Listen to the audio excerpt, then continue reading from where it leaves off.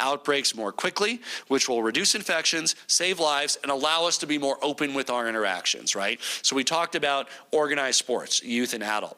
The reason, while you're at, of course, a heightened risk of contracting the virus in a larger group of 25 people playing a sport, especially a contact sport. The effect on others is lessened because we have the ability to do that contact tracing because we know who you played with, who you played against. They can all be contacted and they can all be isolated as necessary. For more information on requirements, visit colorado.gov/servecolorado. Those who serve as Vista Summer Associates earn a stipend and education award at the end of their service. They are working to save lives, to restore our economy to health, and to help us all get back to normal. And I want to thank Gary Community Investments and Mike Johnson for their partnership and for securing the technology and equipment necessary for the virtual service required by the unique circumstances. We're really deploying technology around the contact tracing and isolation in new and exciting ways to save lives and leverage the positive impact of isolating and tracing. And that's the spirit of news we need right now. We need to hear the good news, people coming together, working together to solve our common problems. With your work and partnership, we're going to get through this pandemic, and we will also create a better, more just society. Thank you all, and I'm happy to take some questions. Governor, this is the first time that you've spoken since the protest began on Thursday. I'm wondering why you waited so long to address the state, and also there's been increasing calls for an investigation into the police use of force in Denver, and I'm curious what your thoughts are on that, or if you've seen anything that's been particularly troubling. So while I've issued 2 statements as well as a statement in conjunction with Mayor Hancock last night, I've really been focused on listening mode, and that means hearing from others. Part of leadership is knowing when and how to listen.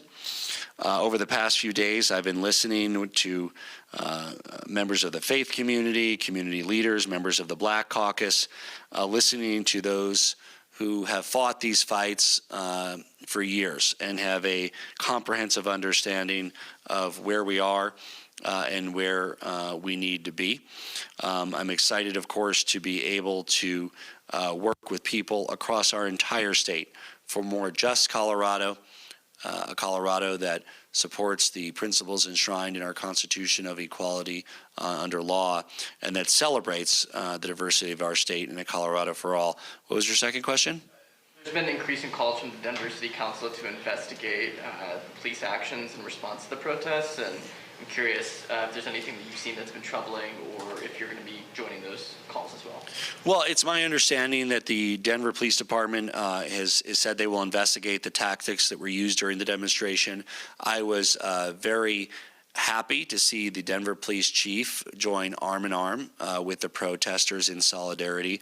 I've heard from many law enforcement officers that they fully support the goals of the movement of the protesters, and were even more offended than many others by the illegal murder of George Floyd because of how poorly it reflected on their profession and the risks that they put themselves in every day to keep us safe. Telephone?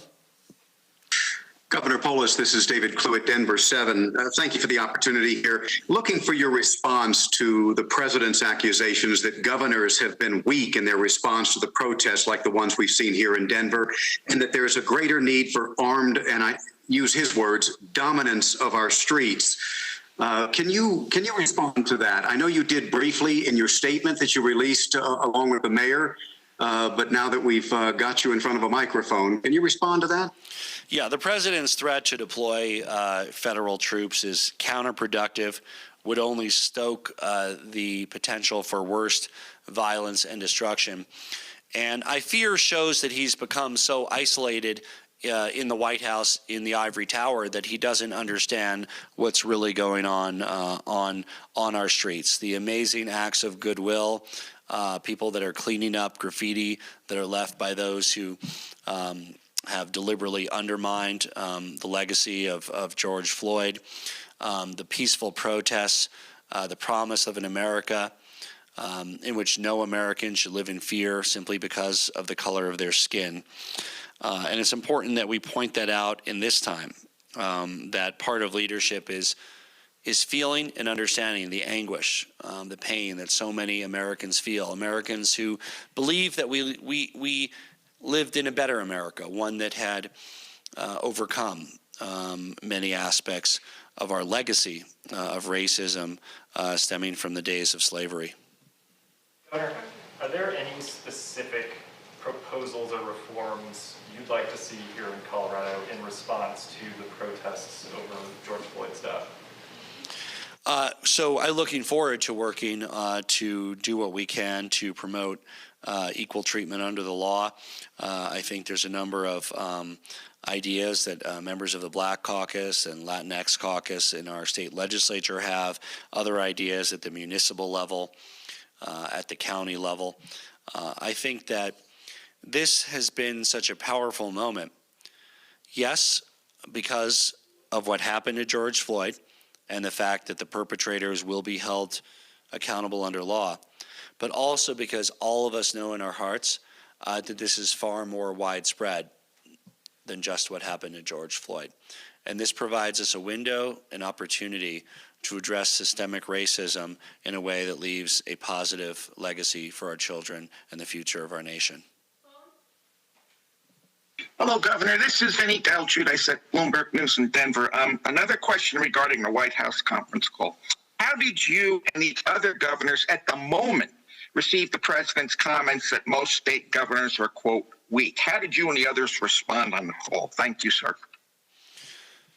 Well, look, this is a president that has a pattern, has bombastic tweets and public proclamations. Even those who support his policies often question his careless use of words and rhetoric in offensive and divisive ways.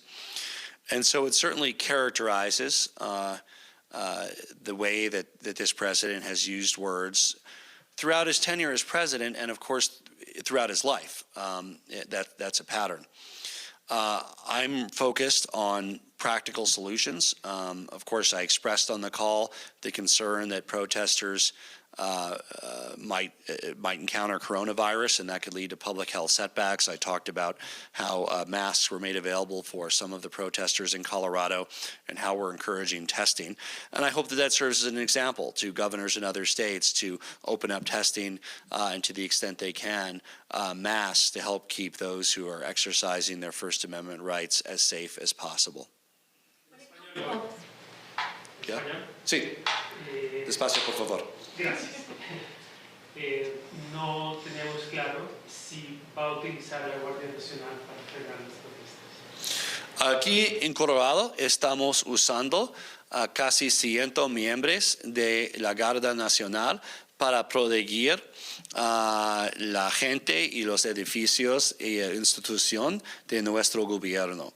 Las personas que están encontrando a los protestadores son miembros de la policía de Denver y otras ciudades que ayudan a Denver. Hay un usando limitado de la Guardia Nacional. We're going to be able to get a hold on contact tracing when we're talking about thousands of people, protesting in 2 weeks. I know you said 300 people are starting now, but is that going to be enough to be able to grasp this and advance this? And that's one of the real public health issues around these large protests is no, you're not going to be able to do, you can't do meaningful contact tracing other than that.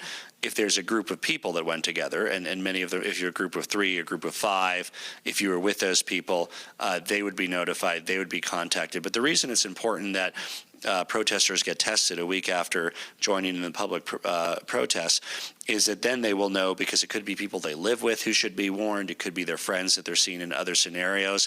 There's little meaningful contact tracing that can be done in that kind of large gathering. That's why it's of a very different nature than an organized sport or an activity where we know who's doing it. For instance, summer camp, another activity for kids.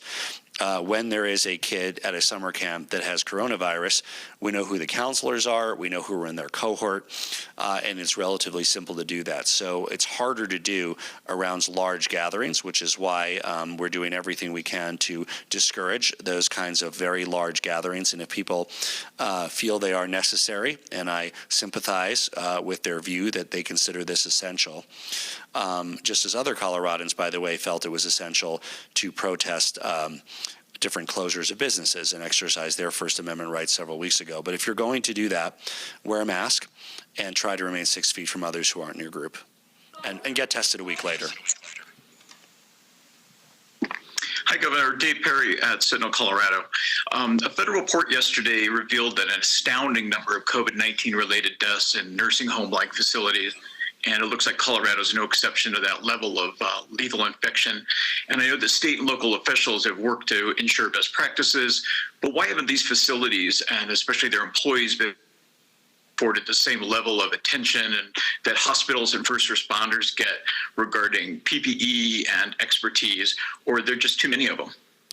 So we have, I believe, 220 or so registered nursing facilities, but about 1,000 congregate senior living facilities in our state.